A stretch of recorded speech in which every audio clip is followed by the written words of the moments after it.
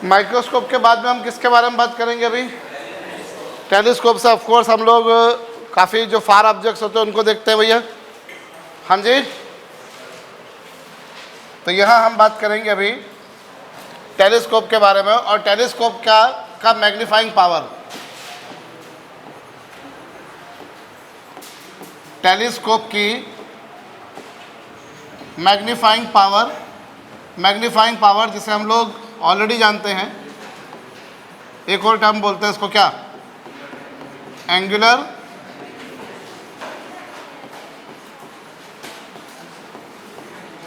Magnification. ये telescope के case में क्या होती है? टेलीस्कोप के केस में होती है ये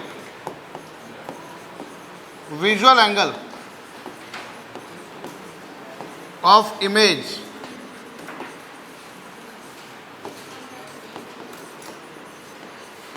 एट आई लेंस।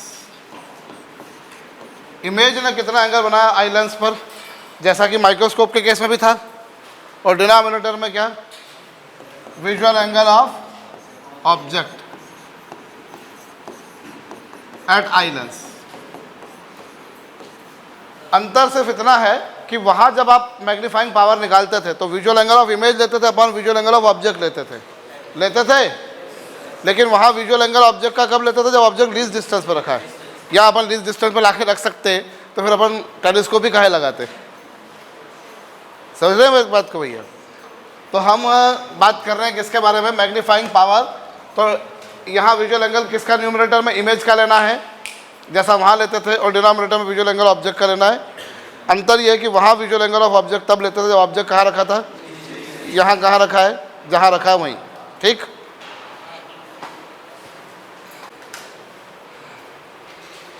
ठीक है।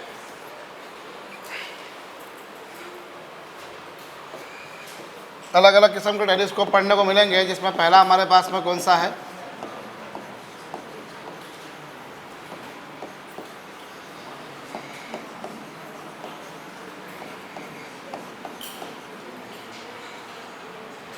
Astronomical telescope. इसमें पुनः हमारे पास में दो कोएक्सियल लेंसेस होते हैं। We have two coaxial lenses, one is close to object, एक ऑब्जेक्ट के क्लोज है और एक आँख के निकट है। जो ऑब्जेक्ट के क्लोज है उसे हमने क्या नाम दिया?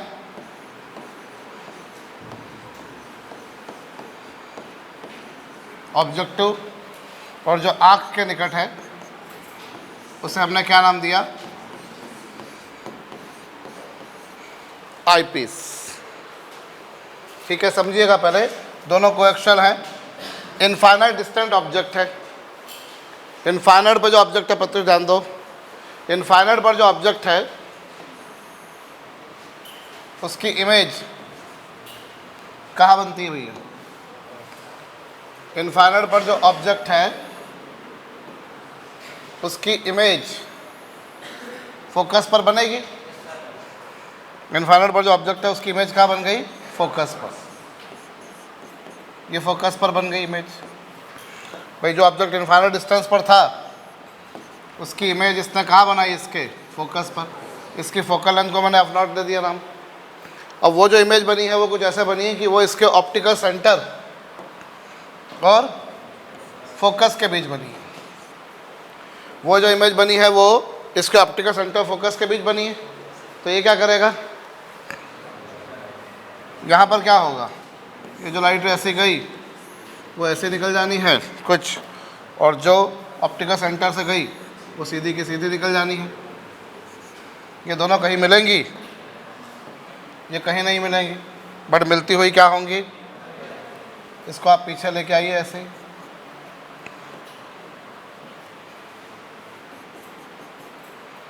ये दोनों मिलेंगी नहीं, बट मिलती हुई क्या होंगी? अपेयर होंगी। तो ये बन गई। ये जो इमेज बनी है वो आईपीस के लिए किसकी तरह काम कर रही है? ऑब्जेक्ट की तरह। तो ये जो डिस्टेंस होगी ये यू ही, और ये जो फाइनल इमेज बनी ये कितने डिस्टेंस पर बनी, वी। कहो ठीक है, बोलिए फाइनल इमेज जो है वो कौन सी बनी है, A double dash B double dash. और इसने आई लेंस पर जितना एंगल बनाना होता है, जैसे यहाँ आई लेंस है मेरा इसके कांटेक्ट में, इसने आई लेंस पर जितना एंगल बनाना होता है, जितना एंगल ये बनाता है, इमेज फाइनली जो एंगल बनाती है आई लेंस पर, उसी को क्या बोलते होते हैं हम लोग, बीटा। अरे जो फाइनल इमेज है उसने आई लेंस पर जितना एंगल बनाया उसे तुम क्या बोलते हो,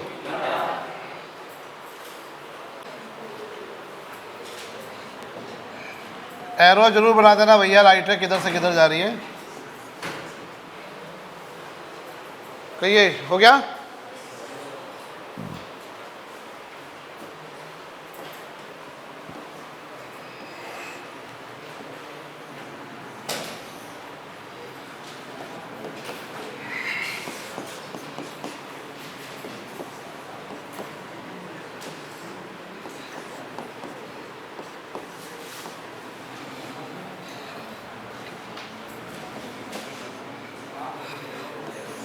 अब इस ट्रायंगल में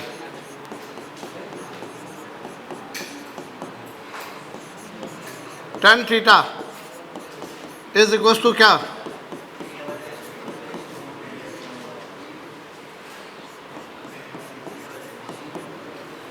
tan थीटा क्या होता है, परपेंडिकुलर अपॉन बेस, यह आएगा। और A double dash B double dash की जगह इसे मैं ऐसा भी लिख सकता हूं, मैं लिख सकता हूं, फिर यहाँ पर वही घिसी पिटी सी बात करूंगा, but since aperture of lens is very small, चूँकि वह अपर्चर बहुत छोटा है इसीलिए मैं tan बीटा को अप्रॉक्सीमेटली क्या लिखूंगा, बीटा। और बीटा की वैल्यू कितनी आ गई,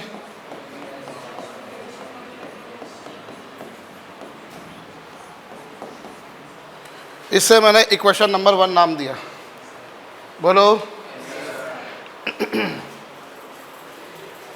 और वो जो ऑब्जेक्ट रखा है इनफाइनाइट डिस्टेंस पर, गौर करिएगा, वो जो ऑब्जेक्ट इनफाइनाइट डिस्टेंस पर रखा हुआ है, जिसको मैं इसकी वजह से देख रहा हूं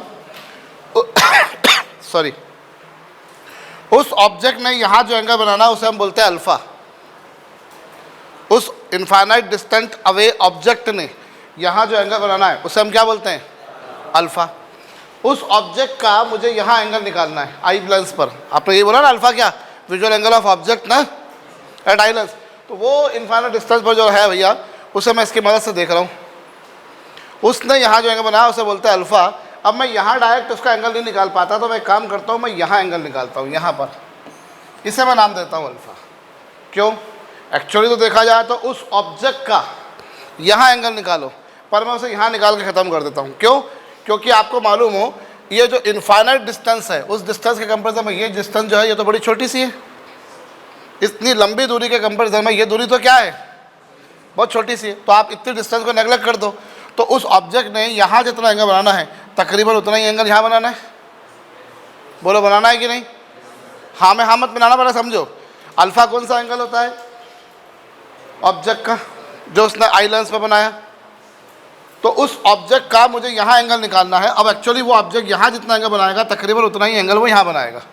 बोलो बनाएगा, बनाएगा या नहीं, तो वो एंगल मुझे निकालना है। तो मैं वहाँ जो एंगल बनेगा तकरीबन वही एंगल वहाँ बनेगा, और वो जो एंगल है ये एंगल भी कितना होगा, अल्फा ही होगा। हाँ जी, तो अब यहाँ पर आप ये लीजिए, ये रहा O, ये रहा A डैश B डैश, और ये रहा अल्फ़ा। अब इस ट्रायंगल में देखिए, तो triangle O A dash B dash में tan alpha is equal to क्या होगा,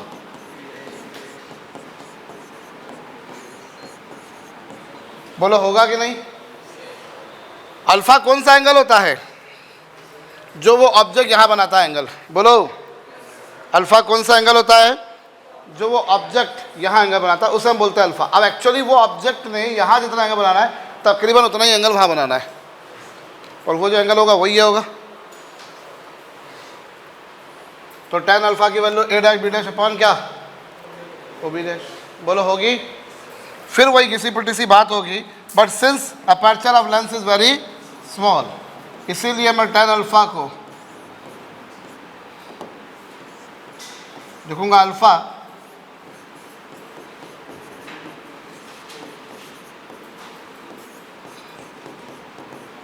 ये कौन सी इक्वेशन आ गई, सेकंड आ गई। कहो, करिए।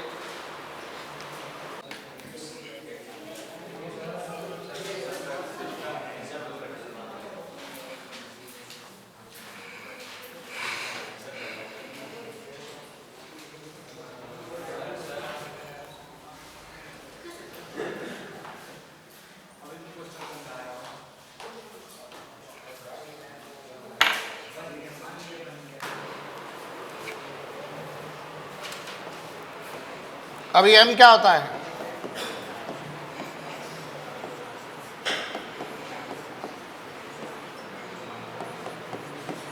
बीटा की वैल्यू कितनी, a dash b dash upon क्या, और अल्फा क्या,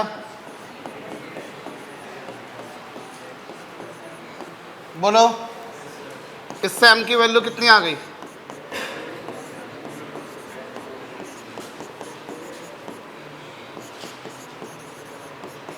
और ओ बी डैश की वैल्यू कितनी, डायग्राम में देखो,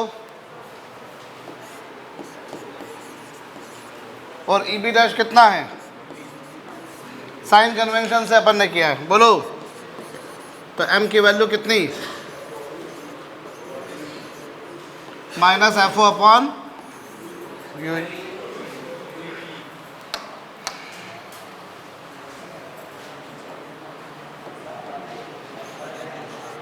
अभी ठीक है, तो ये मैग्नीफाइंग पावर का फार्मूला आ गया in terms of F O and U E. बोलो अच्छा, अगर लेंथ देखो आप यहाँ पर, अब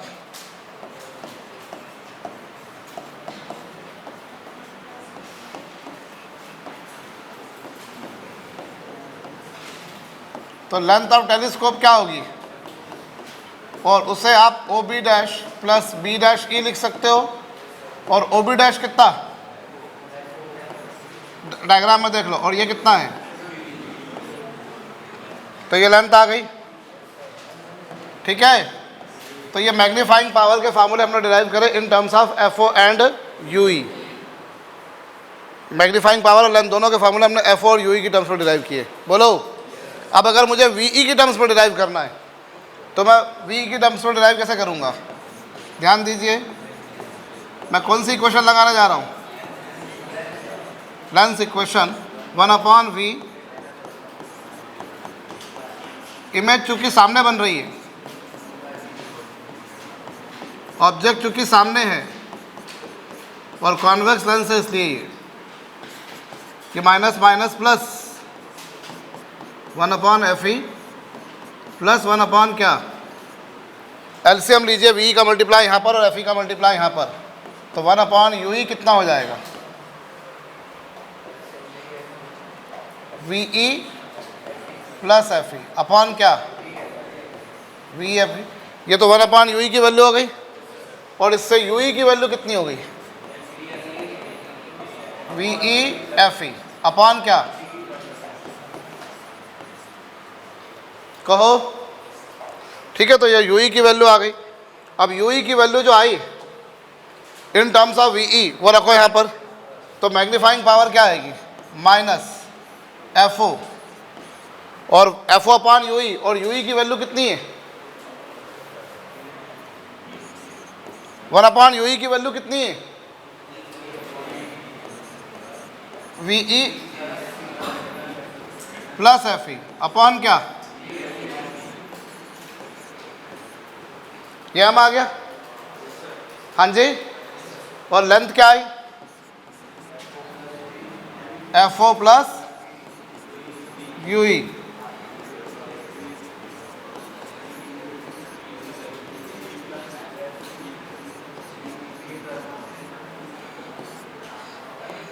तो ये मैग्नीफाइंग पावर का फार्मूला और ये लेंथ का formula in terms of F O and U E. बोलो, और ये मैग्नीफाइंग पावर और लेंथ का formula in terms of FO and VE, बोलिए, करिए।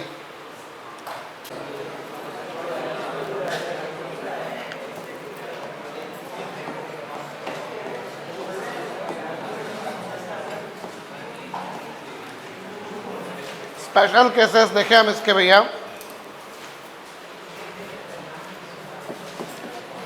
पहला, जब इमेज का बने,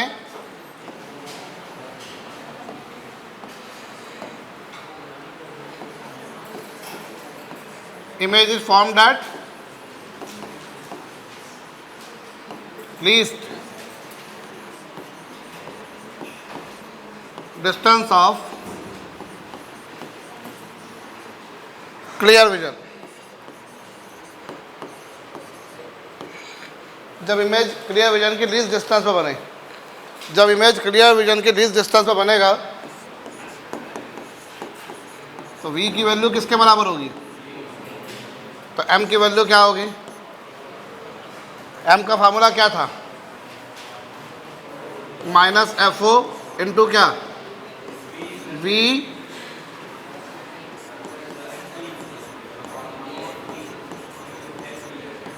बोला था कि नहीं? हाँ जी, फार्मूला क्या है मैग्निफिकेशन का? FO VE plus FE upon VFE, is it? और VE की वैल्यू D के बराबर है। इस FE को मैं यहाँ समझना, सुनिए, थोड़ा सा रीराइट कर रहा हूँ, इसे FO अपॉन FE लिख दिया इंटू क्या लिख सकता हूँ? अब इसे सेपरेट करा, सेपरेट करूंगा तो ये D अपॉन D प्लस क्या, D से D क्या हो गया? तो यहाँ M की वैल्यू क्या होगी? -FO अपॉन FE इंटू कितना?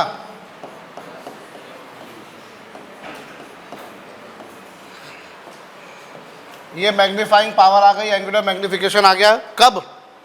जब इमेज कहाँ बन रही है? लीस्ट डिस्टेंस पर।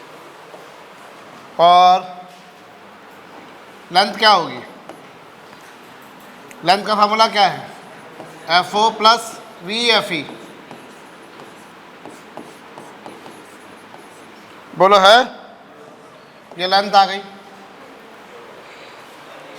बोलो, ये लेंथ आ गई तुम्हारे पास, वो मैग्नीफाइंग पावर थी। हाँ जी। और दूसरा केस कौन सा बनेगा इसमें?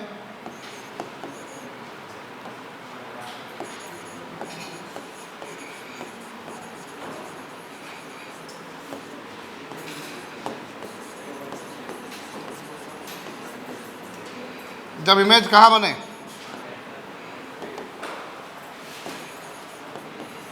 इन्फिनिटी पर। इमेज इन्फिनिटी पर बन रही है, इसका मतलब क्या? VE की वैल्यू इन्फिनिटी, और इन्फिनिटी पर इमेज तब बनेगी जब ऑब्जेक्ट कहाँ रखा हो? इन्फिनिटी पर इमेज तब बनेगी जब ऑब्जेक्ट कहाँ रखा हो? फोकस पर। बोलो हाँ जी। तो फिर हमारे पास में मैग्नीफाइंग पावर क्या होगी? -FO अपॉन UE, और UE की वैल्यू किसके बराबर है? FE की। UE की वैल्यू किसके बराबर है? और लेंथ, लेंथ क्या होगी? FO प्लस UE, और UE की वैल्यू किसके बराबर है? कुछ समझ में आया मैंने क्या करा? कुछ समझ में आया या नहीं आया?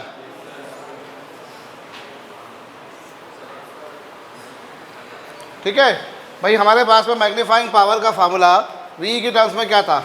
-FO VE plus FE upon VFE। अब पहला केस जब इमेज लीस्ट डिस्टेंस में बने तो VE की जगह D रख दूंगा मैं। VE की जगह क्या रखूंगा मैं? VE की जगह मैं D रख दूंगा। देख लो, VE की जगह D रखा, FE को बाहर निकाल दिया, फिर ये बचा, सेपरेट कर लिया, D से D कैंसिल होकर हो गया 1, और बाकी है। हाँ जी, ठीक है। और दूसरा केस इमेज इन्फिनिटी पे बने। इमेज इन्फिनिटी पे कब बनती है? जब ऑब्जेक्ट कहाँ रखा होता है? बोलो।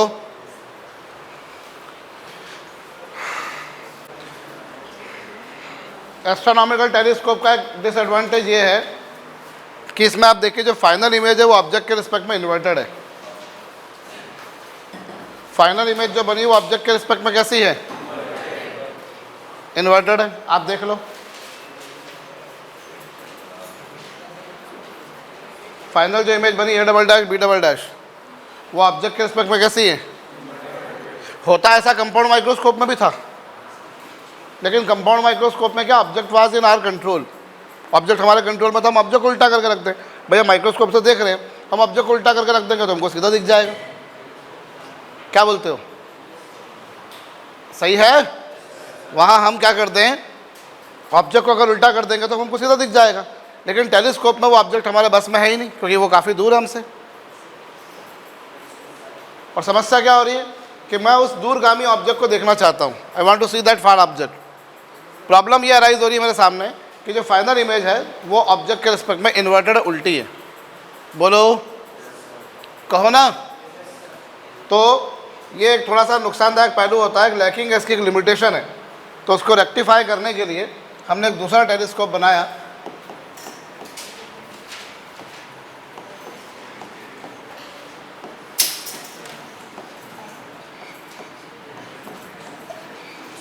जिससे हम बोलते हैं टेरेस्ट्रियल टेलीस्कोप, पार्थिव दूरदर्शी। भैया ये एस्ट्रोनॉमिकल का थोड़ा सा मॉडिफाइड फॉर्म है। इसमें हमारे को क्या दिक्कत थी एस्ट्रोनॉमिकल में, समझ में आया? एस्ट्रोनॉमिकल में फाइनल इमेज जो बन रही है कृष्णा, वो ऑब्जेक्ट के रिस्पेक्ट में कैसी बन रही है? इन्वर्टेड बन रही है। तो मुझे उसको क्या करना पड़ेगा? सीधा करना है, वो है ना।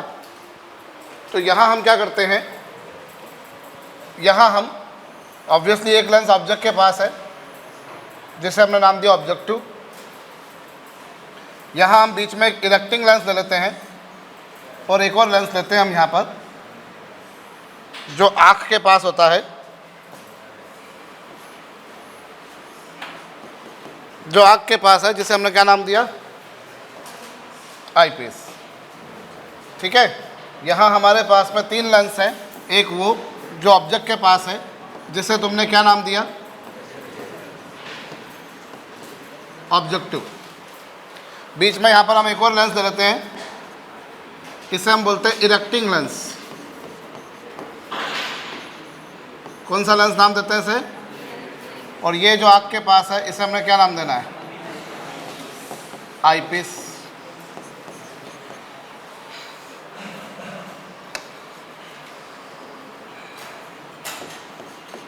ठीक है। जो इनफाइनाइट डिस्टेंस पर ऑब्जेक्ट था, इनफाइनाइट डिस्टेंस पर जो ऑब्जेक्ट था उसकी इमेज कहाँ बनेगी? इनफाइनाइट डिस्टेंस पर जो ऑब्जेक्ट है उसकी इमेज कहाँ बनेगी? ये बन गई इमेज A'(B'). इनफाइनाइट डिस्टेंस पर जो ऑब्जेक्ट था उसकी इमेज इसने कहाँ बनाई? फोकस पर।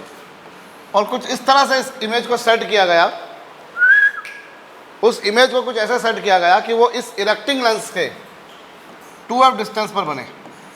कितने डिस्टेंस पर बने? इस लेंस को ऐसे सेट कर रहे हैं हम कि ये जो इमेज बनी है A'(B', ये किसने बनाई है? ऑब्जेक्टिव ने। इनफाइनाइट डिस्टेंस पर जो ऑब्जेक्ट बन रखता है उसकी इमेज फोकस में बनती है या नहीं बनती है? तो ये जो इमेज बनी A'(B', वो कुछ ऐसे बनी कि वो इससे 2f डिस्टेंस पर बनी। तो जब 2f डिस्टेंस पर बनेगी तो ये क्या करेगा? 2f डिस्टेंस पर जब इमेज बनेगी तो ये उसकी इमेज कितने डिस्टेंस पर? 2f डिस्टेंस पर एक और इमेज बना देगा, बना देगा।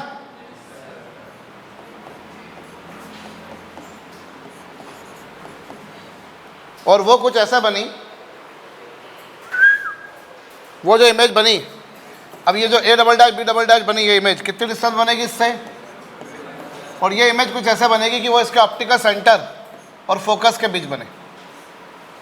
ये जो इमेज बनी A'(B') ये कैसे बनेगी इसके? तो ये जो इमेज बनी A'(B') वो उस लेंस के लिए किसकी तरह काम करेगी? तो ये क्या करेगा? उसकी और बड़ी इमेज क्या बना देगा? सामने बना देगा। बोलिए। तो इसने कुछ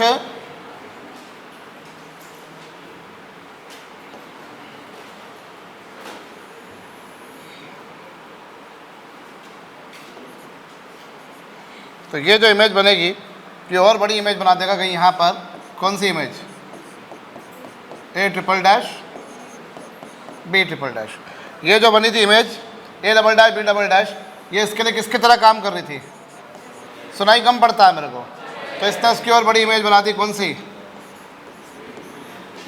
ए triple dash B triple dash. बोलो, नहीं आ समझ में? सिंपल सा काम ये है भैया। दिक्कत क्या आ गई थी मेरे को? दिक्कत ये आ गई थी कि जो फाइनल इमेज बन रही थी वो ऑब्जेक्ट के रिस्पेक्ट में इन्वर्टेड थी। मैं फिर बोल रहा हूँ कंपाउंड माइक्रोस्कोप में भी ऐसे ही था, इमेज फाइनली ऑब्जेक्ट के रिस्पेक्ट में इन्वर्टेड थी। लेकिन वहाँ एक समझदारी वाली बात ये थी कम से कम कि चलो माइक्रोस्कोप में क्या है, ऑब्जेक्ट मेरा निकट रखा है तो मैं उसको पलटा कर रख दूंगा, इमेज सीधी हो जाएगी। लेकिन टेलीस्कोप के केस में क्या, ऑब्जेक्ट तो फार एंड अवे है इमेज से, तो वहाँ मैं नहीं कर सकता, या तो फिर मैं खुद उल्टा होकर देखूँ उसको। ठीक है, अदरवाइज मैं यहाँ पर क्या करता हूँ, बीच में एक इरेक्टिंग लेंस लगा देता हूँ। इनफाइनाइट पर जो ऑब्जेक्ट था उसकी इमेज इसने फोकस पे बनाई, वही जो इमेज है वो ऑब्वियसली इसके लिए ऑब्जेक्ट की तरह काम करेगी। और वो कुछ ऐसे बनाई गई कि इससे 2f डिस्टेंस पर है तो ये इमेज 2f डिस्टेंस पे बना देगा। मतलब अगर तुम देखो तो इस इरेक्टिंग लेंस ने बीच में सिर्फ इतना से ही काम करा है कि उसने इमेज को सीधा करा है, वरना उसने इमेज को मैग्नीफाई या डिमिनिश नहीं करा कुछ भी, क्योंकि 2f डिस्टेंस पर जितना लेंथ का ऑब्जेक्ट होता है उतनी लेंथ की क्या बनती है। So this lens has no role in magnifying the image, has it? No. How much is the size of object? Is the size of image. Length of image उतनी है जितनी length of object है। और ये जो image बनी वो इसके लिए ऑब्जेक्ट की तरह काम करती है, वो इसके ऑप्टिकल सेंटर फोकस के बीच बनती है। ये रहा इसका फोकस। तो ये क्या कर देगा, उसकी और बड़ी इमेज कहाँ बना देगा? लेंस के सामने। और फाइनल जो इमेज बनी A triple dash B triple dash, उसने आई लेंस पर जितना एंगल बनाना होता है उस एंगल को हम क्या रिप्रेजेंट करते हैं उससे? बीटा से।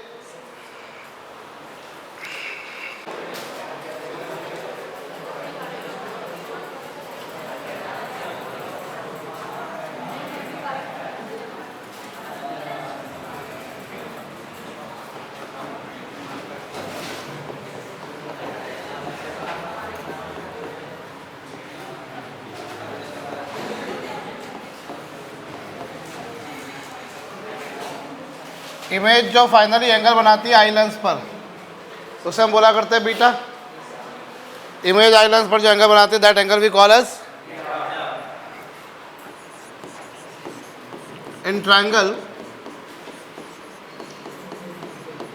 आप क्या पा रहे हो? tan बीटा किसके बराबर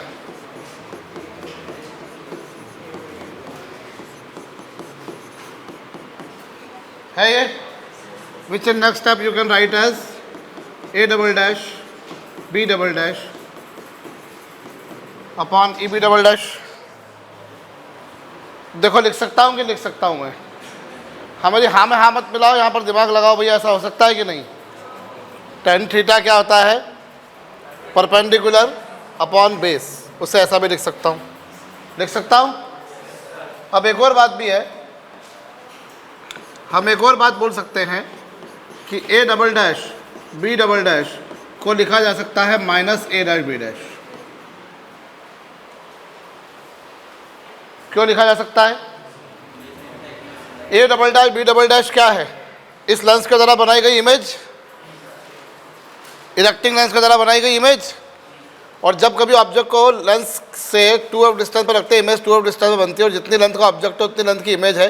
तो A double dash B double dash की इक्वल वैल्यू होगी ए डैश बी डैश के बराबर, और माइनस साइन इसलिए लगाया क्योंकि वो क्या थी, उसकी इन्वर्टेड थी। बोलो, एम आई करेक्ट? तो इस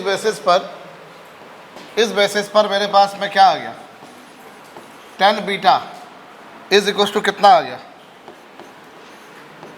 minus A dash B dash upon क्या? E B double dash. Can I write this? हाँ जी, tan थीटा बराबर मैं ऐसा लिख सकता हूँ? लिख सकता हूँ सर, बोलो ना यार। तो tan थीटा बराबर ये लिखा। फिर वही किसी पिटी सी बात होगी, चूँकि अपर्चर लेंस का क्या है, बहुत ही छोटा, इसीलिए मैं यहाँ पर tan बीटा को अप्रॉक्सीमेटली लिखूँगा beta, which is equal to क्या?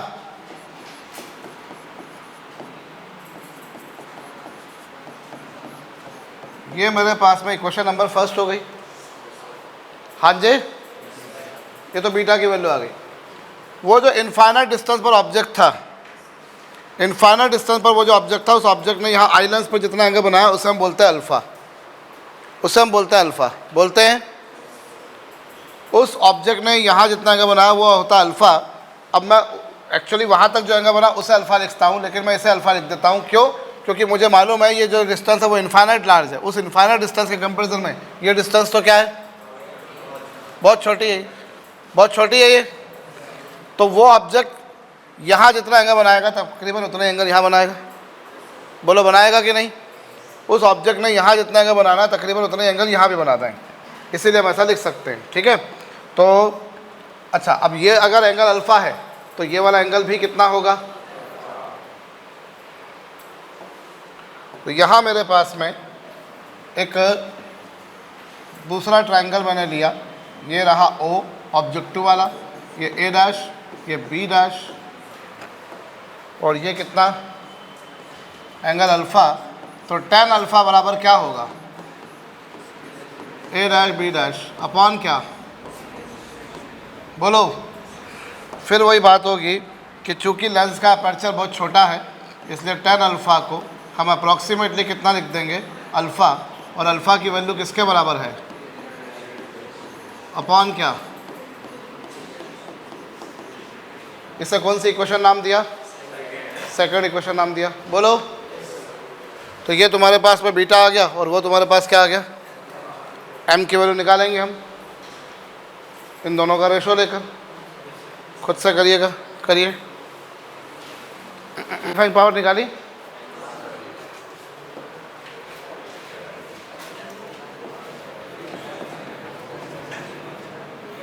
क्या बीटा की वैल्यू क्या है? अपॉन, और अल्फ़ा की वैल्यू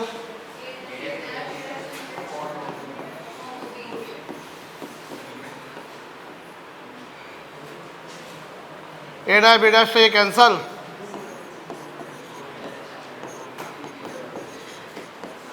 बोलो ठीक है। हाँ जी, और ओ बी डैश को देख लो डायग्राम में, क्या लिख सकते हो? और इसको क्या लिख सकते हो? माइनस माइनस क्या हो गया? अभी अगर तुम ध्यान लगाओ तो मैग्नीफाइंग पावर का फार्मूला वही आ रहा है जो थोड़ी देर पहले आया था एस्ट्रोनॉमिकल में, बस वहाँ minus F O upon U था और यहाँ एफ ओ अपॉन यू है, सेम है। There image was inverted, so minus sign आ गया। Here image is erect. Final जो इमेज बनी वो ऊपर ही बनी ना भैया, तो ये मैग्नीफाइंग पावर आ गई। और रही बात लेंथ की, तो लेंथ क्या होती है? ऑब्जेक्ट और आईपीस के बीच की डिस्टेंस। और डायग्राम में देखो उसे, डायग्राम देखो तुम्हारे सामने बना हुआ भैया, ऐसा लिख सकता हूँ कि नहीं? ओ ई को, ओ ई मतलब ऑब्जेक्ट और आईपीस के बीच की जो डिस्टेंस है उसे मैं O B dash plus B dash B double dash plus B double dash E लिख सकता हूँ। क्या नहीं? और ओ बी डैश किसके बराबर है?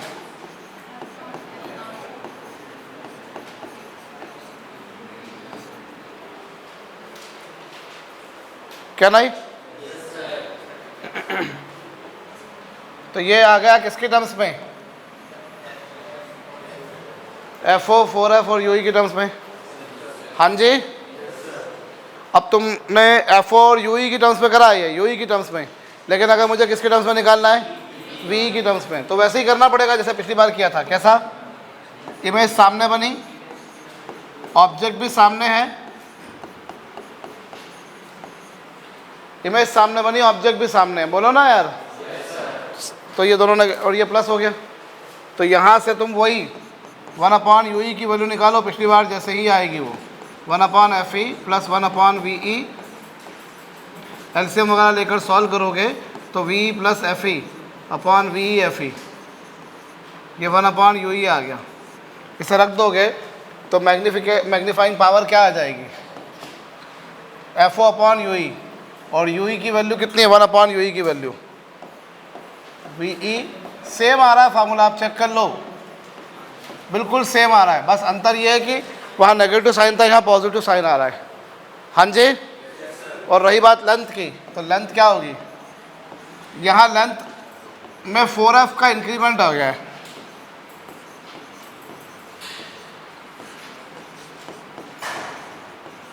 लेंथ जो है उसमें 4f का एनहांस हो गई है, देखो है या नहीं है? नहीं सुनाई देता मेरे को यार। ठीक, करिए स्पेशल केसेस खुद से लिखिए फटाफट, फास्ट जल्दी। पहला केस, जब इमेज कहाँ बनती है, लीस्ट डिस्टेंस पर, तो v की वैल्यू d होगी। v की वैल्यू d करोगे तो m की वैल्यू कितनी आ रही है, चेक करो।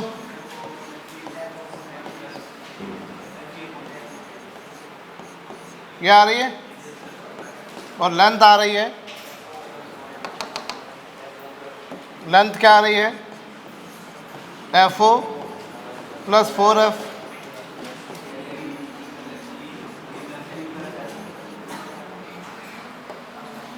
हाँ जी, ये पहला केस। और दूसरा केस, जब इमेज इन्फिनिटी पे बने तो इमेज ऑब्जेक्ट कहाँ रखा होगा, तो मैग्नीफाइंग पावर क्या आ रही है, FO अपॉन FE, और लेंथ आ रही है FO प्लस 4f।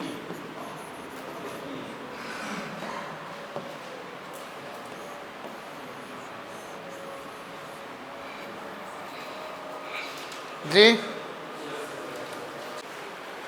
अब इसमें एक एडवांटेज तो पैदा कर दे दिया मुझे कि भैया जो एस्ट्रोनॉमिकल में इमेज उल्टी थी, यहाँ इमेज क्या हो गई, सीधी हो गई। ये एक फ़ायदा तो हो गया अपना, लेकिन यहाँ एक दूसरा डिसएडवांटेज ये खड़ा हो गया कि जो ट्यूब की लेंथ है, जो टेलीस्कोप की लेंथ है, वो बढ़ गई। सीधा सीधा यहाँ पर एक और टर्म इंट्रोड्यूस हो गया बीच में, कौन सा, 4f। तो वो मान लो बीच वाला जो लेंस है, जिसे इरेक्टिंग लेंस तुम नाम दे रहे हो, सपोज अगर उसकी फोकल लेंथ 5 सेंटीमीटर भी रही तो ट्यूब की लंबाई सीधा 20 सेंटीमीटर बढ़ जाएगी। Image has been erected, yes, but there is another side of the coin. क्या? Length of tube has been enhanced, and it has not been enhanced by very little small value. It has been enhanced by something very large value. बोलो कितनी बढ़ गई, 4f बढ़ गई सीधा। अब अगर फोकल लेंथ उसकी 5 सेंटीमीटर तो 5 चौके 20 सेंटीमीटर बढ़ जाएगी वो, बोलो बढ़ जाएगी कि नहीं? हाँ जी। तो ये इसका एक नुकसानदायक पहलू हो गया। तो यहाँ अपने को एक बीच में एक और टर्म इंट्रोड्यूस हो गया जिससे अपनी ट्यूब की लेंथ अपने देखा खासी बढ़ गई। कहो ठीक है, तो फिर ये एक दिक्कत वाला मसला रहेगा। तो यहाँ हम एक और नया टेलीस्कोप इंट्रोड्यूस करने जा रहे हैं।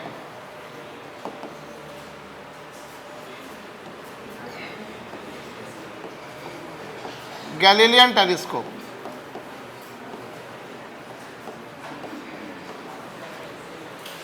हम कौन सा टेलीस्कोप यूज़ करेंगे अभी? गैलीलियो दूरदर्शी। भाई समझ में आया? मैग्नीफाइंग पावर तो उतनी आई, चलो ठीक है, लेकिन दिक्कत क्या हो गई, लंबाई बढ़ गई। ठीक है, तो यहाँ हम अगेन ऐसा सिस्टम लेंगे जिसमें क्या हो, हमने एक लेंस ये लिया जो ऑब्जेक्ट के पास होगा, और दूसरा लेंस हमने यहाँ पर जो लिया वो क्या लिया, कॉनकेव लेंस हमने लिया है। ये कौन सा है और ये क्या है, आईपीस। बोलो, it is objective and that one is eyepiece. ठीक, अब जो ऑब्जेक्ट के पास है उसे हम नाम देते हैं ऑब्जेक्टिव। हम जानते हैं, कोई नई बात नहीं हमारे लिए। आँख के जो पास है उसे हम क्या नाम देते हैं,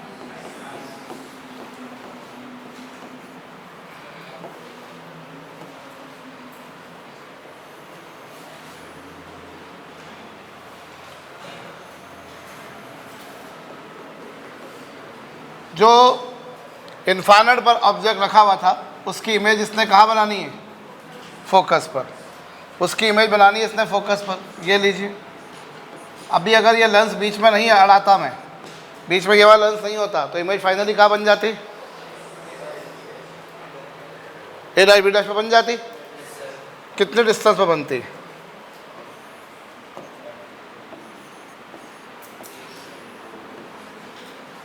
वो जो इमेज बनी ए डैश बी डैश, वो इसके लिए किसकी तरह काम कर रही है? ऑब्जेक्ट की तरह काम कर रही है। अब ये उसकी क्या करेगा? इससे लाइट रे से जैसे जाएगी ये,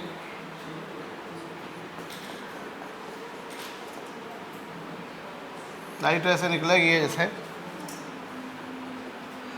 तो ये उसकी क्या कर देगा? और बड़ी इमेज कौन सी? A double dash B double dash बना देगा फाइनली। बोलो, इस तरीके से इमेज बन जाएगी। और इस इमेज ने आई लेंस पर जो एंगल बनाना होता है, ये यहाँ पर तुम्हारी क्या है? ये आई लेंस है। बोलो, इसने यहाँ पर जो एंगल बनाना होता है, इस एंगल को हम क्या बोला करते हैं? इमेज ने आई लेंस पर जो एंगल बनाया होता है उसे हम क्या बोला करते हैं? बीटा। ठीक है, ये इमेज बनी और ये जो है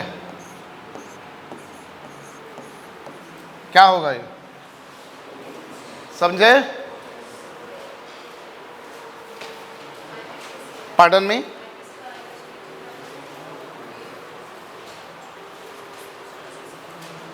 वर्चुअल इमेज ही बनाएगा वो। फाइनल जो इमेज बनी वो ऑब्जेक्ट के रिस्पेक्ट में तो इरेक्ट है ना। उसने देखा जाए तो उसने आईपीस ने जो बनाई है वो इन्वर्टेड बनाई है, लेकिन जो फाइनल इमेज है वो ऑब्जेक्ट के रिस्पेक्ट में तो इरेक्ट ही है।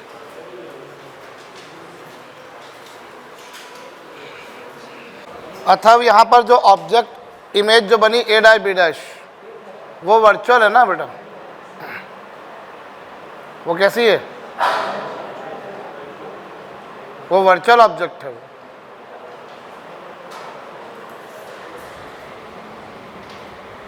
इसको तुम यूँ समझो ना कि जो कॉन्केव लेंस है, कॉन्केव लेंस रियल ऑब्जेक्ट की वर्चुअल इमेज बनाता है, लेकिन जब वर्चुअल ऑब्जेक्ट लिया तो उसकी इमेज रियल बनी।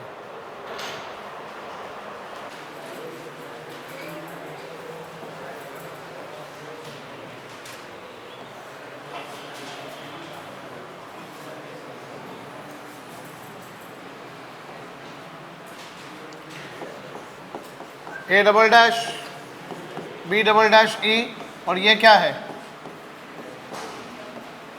अब इसने जो एंगल बनाया, इस एंगल को तुमने क्या नाम दिया? तो tan beta is equal to क्या होगा? A double dash B double dash upon E B double dash, which I can write as A dash B dash upon क्या? बोलो, लिख सकता हूँ मैं? नहीं। और फिर वही किसी पिटी सी बात, कि अपर्चर बहुत छोटा है, इसीलिए tan बीटा को मैंने अप्रॉक्सीमेटली क्या लिखा? Which is nothing but A dash B dash upon क्या? ये कौन सी इक्वेशन बनी? फर्स्ट इक्वेशन बन गई। कौन सी इक्वेशन बन गई है? और फिर है भैया। अब उसके बाद इस ऑब्जेक्ट ने यहाँ जो एंगल बनाया उसे अल्फ़ा लिखेंगे, और जैसा हम पिछली बार में करते आ रहे हैं कि वो जो एंगल होगा तकरीबन वही एंगल यहाँ भी होगा। बोलो, होगा या नहीं? नहीं आ समझ में?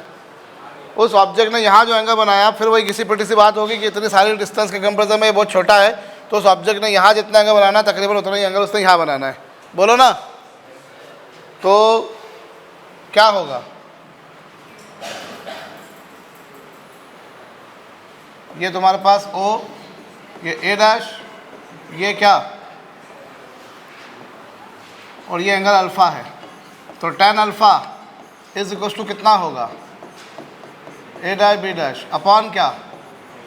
फिर वही किसी पिटी सी बात करूँगा कि चूँकि अपर्चर बहुत छोटा है, इसलिए tan अल्फ़ा को अप्रॉक्सीमेटली कितना लिख दिया? Alpha is equal to A dash B dash upon क्या?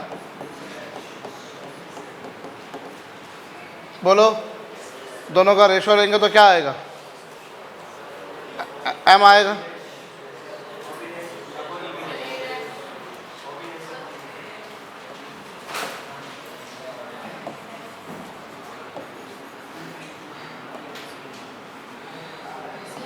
बोलती जाओ।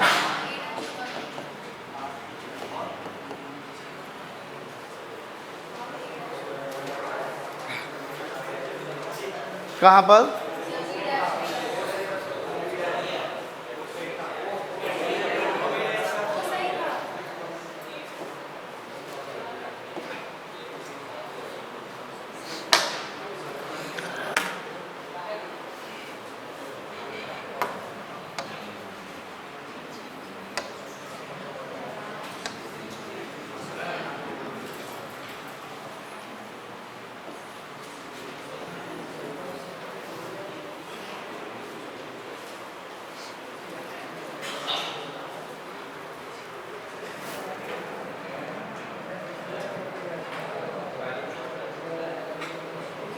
अभी m का फार्मूला डिराइव करें, करिए करिए।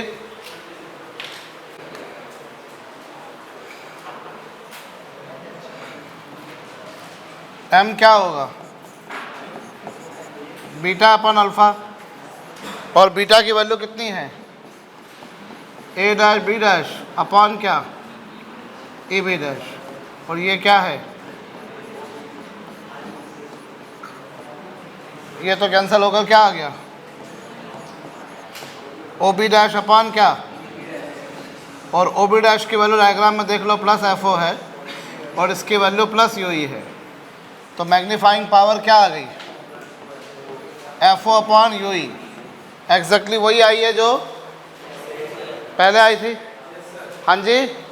और लेंथ होती है ओ ई, और ओ ई को मैं O B dash minus B dash E लिख सकता हूँ। और ओ बी डैश किसके बराबर है? F O. और बी डैश ई किसके बराबर है? You E.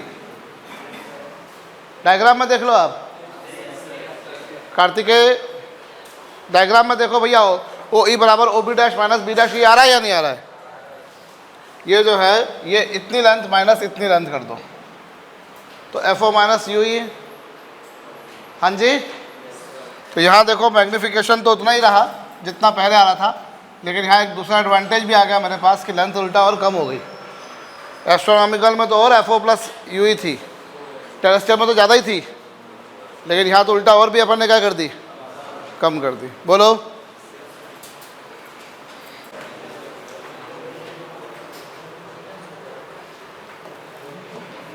इमेज चूंकि सामने बन रही है इसलिए माइनस, ऑब्जेक्ट चूंकि पीछे है इसलिए प्लस, और चूंकि वो कॉनकेव लेंस है इसलिए फोकल लेंथ माइनस। चूंकि वो कॉनकेव लेंस है इसलिए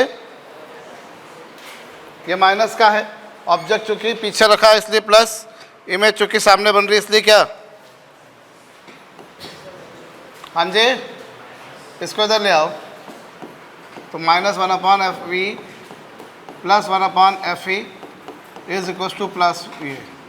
एलसीएम लीजिए, इसका मल्टीप्लाई यहाँ होगा तो ये minus F E plus V E upon V E F E is equal to कितना? तो इससे यू ई की वैल्यू कितनी आ गई? We E F E upon क्या? ये यू ई की वैल्यू आ गई और वन अपॉन यू ई की वैल्यू आ गई। बताइए। हाँ जी। तो मैग्नीफाइंग पावर क्या होगी? मैग्नीफाइंग पावर है F O upon U E. F O upon U E, और वन अपॉन यू ई की वैल्यू कितनी है? V E minus F E upon क्या?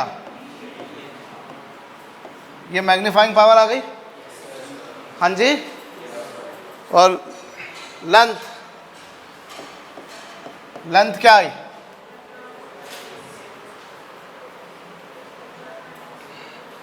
F O minus U E, और यू ई की वैल्यू कितनी है?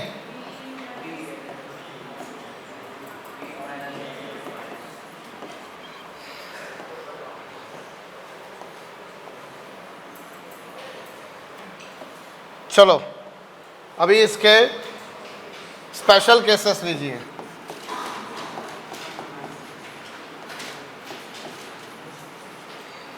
स्पेशल केसेस, पहला केस कौन सा? जब इमेज कहाँ बने? लीस्ट डिस्टेंस पर। और दूसरा कहाँ? जब इमेज कहाँ बने? फटाफट से करिए। हाँ जी। स्पेशल केसेस में पहला केस, जब इमेज कहाँ बने? रखो यहाँ पे लीस्ट डिस्टेंस, एम की जगह क्या आएगा? F O upon F E. Check करो आराम से, इत्मीनान से। ये आ रहा है कि नहीं आ रहा है? आ रहा है ये? Length,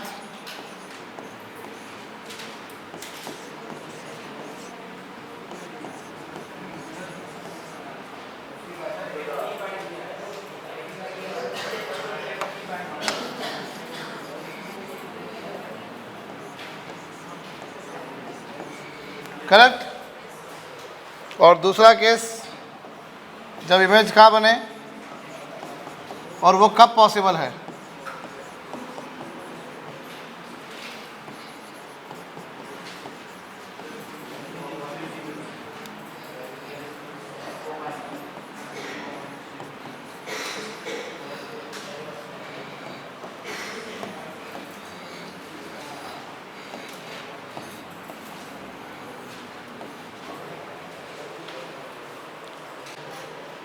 One thing you can notice, you have studied 3 types of telescope: astronomical, terrestrial और गैलीलियन, whatever. इसके अलावा एक रिफ्लेक्टिंग टाइप का टेलीस्कोप भी होता है जिसमें मिरर लगाते हैं. But in every kind of telescope you people find कि जब भी कभी इमेज इन्फिनिटी पर बन रही है तो मैग्नीफाइंग पावर का फार्मूला FO/FE आ रहा है. आप देख लो तीनों टेलीस्कोप में, एस्ट्रोनॉमिकल में, टेरेस्ट्रियल में और गैलीलियन में, तीनों टेलीस्कोप में आप देख लो जो मैग्नीफाइंग पावर का फार्मूला है वो FO/FE आ रहा है. प्रिसाइजली जब इमेज कहाँ बन रही है, कहाँ बन रही है जब इमेज इन्फिनिटी पर. बोलो आ रहा है कि नहीं आ रहा है? अरे आ रहा है कि नहीं? और हम चाहते हैं मैग्नीफाइंग पावर ज़्यादा से ज़्यादा रहे, इसलिए हम चाहेंगे मैग्नीफाइंग पावर, हम क्या चाहते हैं, ज़्यादा चाहते हैं कम चाहते हैं? ज़्यादा चाहते हैं. और इसीलिए हम चाहेंगे कि ये रेशो ज़्यादा है, और ये रेशो तब ज़्यादा आएगा जब न्यूमरेटर हो ज़्यादा. तो FO की वैल्यू जितनी ज़्यादा होगी उतना बेटर है, और इसकी वैल्यू जितनी कम होगी उतना बेटर है. बोलो the value of FO should be very large and that of FE should be very small. FO की वैल्यू ज़्यादा होनी चाहिए और FE की वैल्यू क्या होनी चाहिए? बोलो समझ में आया नहीं? क्यों भैया? FO ज़्यादा होना चाहिए, the ratio should come be should be large. Ratio बड़ा होना चाहिए कि नहीं? तो ये रेशो ज़्यादा कब बनेगा? जब न्यूमरेटर की वैल्यू ज़्यादा हो और डिनोमिनेटर की वैल्यू क्या हो. इसीलिए whenever we people are going to calibrate a telescope, जब भी मैं कभी किसी टेलीस्कोप को कैलिब्रेट करना चाहूँगा तो मैं कोशिश ये करूँगा कि ऑब्जेक्टिव की फोकल लेंथ जितनी ज़्यादा हो उतना अच्छा है, और आईपीएस की फोकल लेंथ जितनी कम हो उतना अच्छा है. बोलिए ठीक है? तो हमेशा जैसे आपको कोई 4 ऑप्शंस दे दिए, आपको FO/FE दे रखे हैं, 4 ऑप्शंस दे रखे हैं, और बोले कि which of these combination will make best telescope, इनमें से सबसे बेस्ट टेलीस्कोप कौन बनाएगा? तो आप क्या देखोगे, जिसमें FO और FE का रेशो जितना ज़्यादा होगा वो टेलीस्कोप बेस्ट होगा. जिसमें FO और FE का रेशो जितना ज़्यादा होगा वो टेलीस्कोप क्या होगा? उतना ही बेस्ट होगा. कहो एग्री हो इस बात से? तो FO/FE should be large. FO की वैल्यू ज़्यादा होना चाहिए और FE की वैल्यू क्या होना चाहिए शशांक? कम होनी चाहिए. बोलो ठीक है? और एक और बात, इन डेरिवेशंस में आप देख लो, तीनों डेरिवेशंस में आपने बीटा की वैल्यू और अल्फ़ा की वैल्यू, दोनों की वैल्यू आपने जो निकाली वो हमेशा A', B' के टर्म्स में निकाली है. चेक कर लो आप, हमेशा A', B' के टर्म्स में निकाली है. तो ऐसे याद रख सकते हो कि अपने को अल्टीमेटली A', B' के टर्म्स में निकालना होगा. जैसे एस्ट्रोनॉमिकल में पहले A', B' के टर्म्स में आया, जिससे आपने A', B' के टर्म्स में चेंज किया. फिर टेरेस्ट्रियल में वो A', B' के टर्म्स में आया, उससे बाद में आपने A', B' के टर्म्स में लिखा, और फिर आपने लिखा A', B' बराबर क्या? A', B' बराबर क्या लिखा? -A', B'. तो डेरिवेशंस को याद करने के कुछ तरीके हो सकते हैं, उन तरीकों से अपन काम कर लेंगे तो काम आसानी से हो जाएगा. बोलो समझ गए बात को? क्या कहा मैंने? तो यहाँ तुम्हारे पास में FO की वैल्यू जितनी ज़्यादा होगी उतना बेहतर है, और FE की वैल्यू जितनी कम होगी उतना बेहतर है. अंडरस्टूड? और हर किसी में बीटा और अल्फ़ा की वैल्यू जब हम निकालने गए तो that we derived in terms of A'. ठीक.